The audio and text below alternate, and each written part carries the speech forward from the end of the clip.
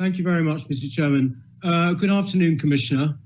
We're talking about trust, public trust, and public confidence in the police, but that's a many-sided thing. I think you would agree.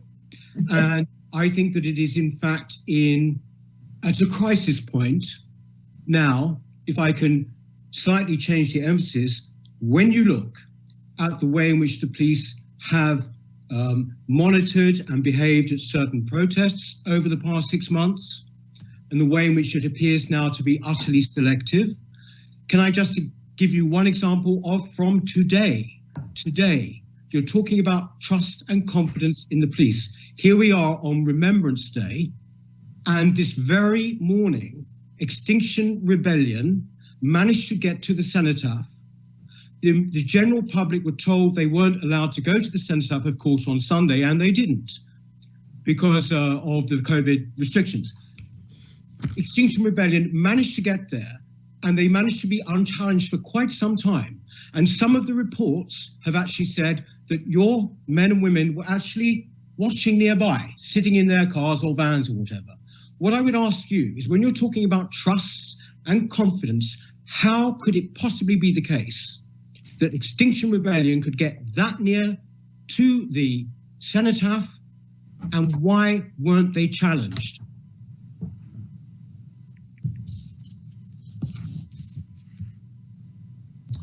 Can't hear you.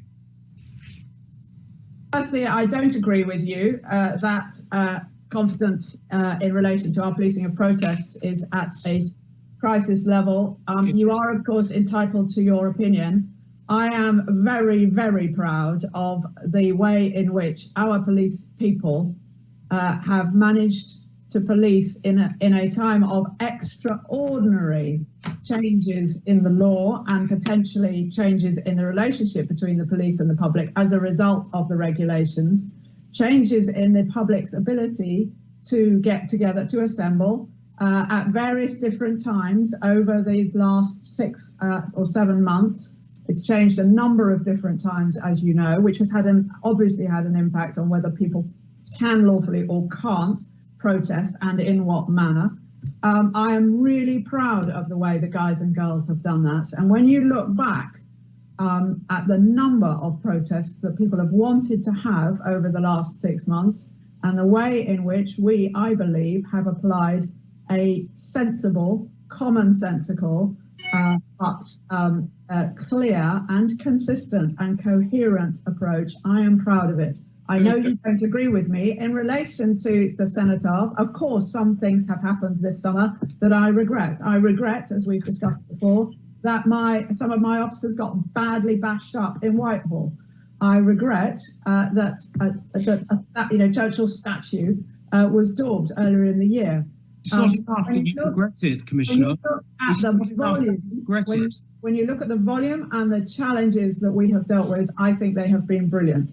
No, and for this morning, how much time, Commissioner? Not how much time. Sorry. Activity this morning was clearly very offensive to many people. The actual wording on the banner is not of itself offensive, but to go to the Cenotaph for a protest of any sort would have been offensive for many people. I am reviewing what happened there. What I can tell you is that whoever it was that left the banner was there, I believe, at 8 o'clock. It was removed as soon as the officers saw it at 8:20.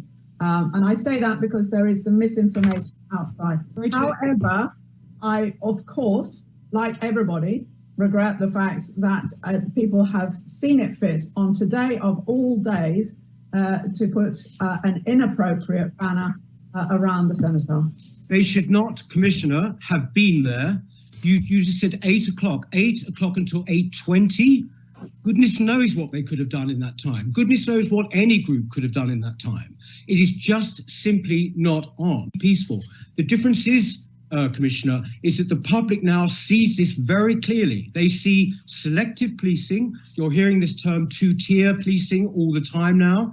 And the fact is that you are looking increasingly like an activist force, a kind of thought police in a way. And this is just simply unacceptable. It is no good for you to be complacent and say, I'm just proud of my force.